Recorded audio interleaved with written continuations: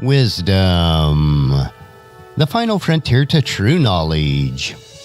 Welcome to Wisdom Trek, where our mission is to create a legacy of wisdom, to seek out discernment and insights, to boldly grow where few have chosen to grow before. Hello, my friend. I am Guthrie Chamberlain, your captain on our journey to increase wisdom and create a living legacy. Thank you for joining us today as we explore wisdom on our second millennium podcast. This is day 1144 of our trek, and time for Meditation Monday. Taking time to relax, refocus, and reprioritize our lives is crucial in order to create a living legacy. For you, it may be just a time alone for quiet reflection. You may utilize structured meditation practices. In my life, meditation includes reading and reflecting on God's Word and in prayer.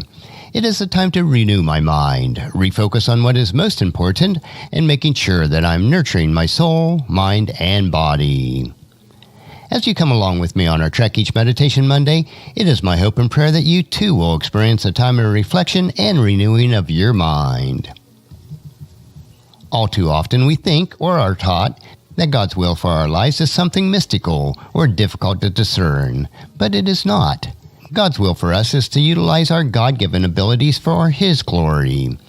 It most often corresponds with what we already enjoy doing and are qualified to do. In today's meditation, let us consider the desires of your heart. God gives each of us certain talents and abilities in our lives. Through normal or extreme circumstances, God molds those talents and abilities to refine us for His kingdom. It is no more special to be a pastor or a plumber. What is important is that you are utilizing your God-given abilities and talents for His honor and glory to further His kingdom. This reminds me of the parable of the three servants found in Matthew chapter 25, verses 14 through 30. The amount of money each of the servants were given was not important. It is what each servant did with the money that they were judged on. There is a story about a 20-year-old Marine. He was just discharged from the military and pondering his future. He bore a square jaw, a forearm tattoo, and a common question. He didn't know what to do with the rest of his life. He shared his story with a wise man who related to me, and here is the story. He told me about his uncle, a New England priest. "What a great man," the soldier sighed. "He helps kids and feeds the hungry. I'd love to make a difference like that." Then I asked him, "What were some of the occasions on which you did something that you loved to do and did it quite well?" He dismissed the question at first and said, "What I love to do is really just sort of stupid." "Try me," I invited. "Well, I love to rebuild stuff." "What do you mean?" He spoke of an old coffee table he had found in a garage. Seeing its potential, he shaved off the paint, fixed the broken legs, and restored it. With great pride, he presented it to his mom. "Tell me another time," I prompted. "This one is really dumb," he discounted. "But when I worked at a butcher shop, I used to find meat on the bones others threw out. My boss loved me. I could find several pounds of meat just by giving the bone a second try." I tested this possibility on him. You love to salvage stuff. You salvage furniture, you salvage meat. God gave you ability to find treasure in someone else's trash. My idea surprised him. God? God did that? "Yes," I said, "God. Your ability to restore the table is every bit as holy as your uncle's ability to restore a life." You would have thought I had handed him a newborn baby. As my words sank in, the tough soldier teared up. His natural inclinations and desire are how God is using him to further His kingdom.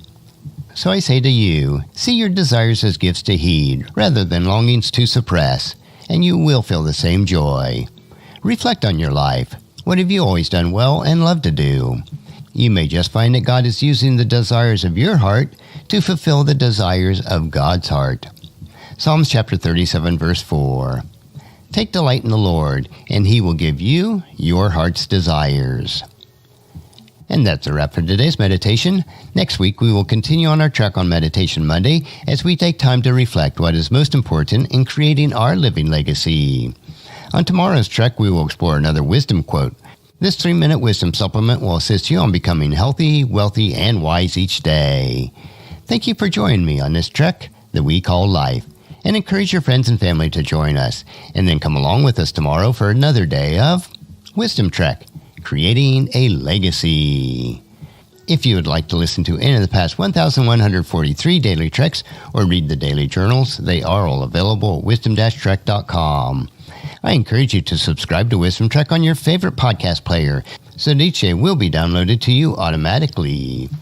And thank you so much for allowing me to be your guide, your mentor, but most importantly, I am your friend as I serve you through the Wisdom Trek podcast and journal each day.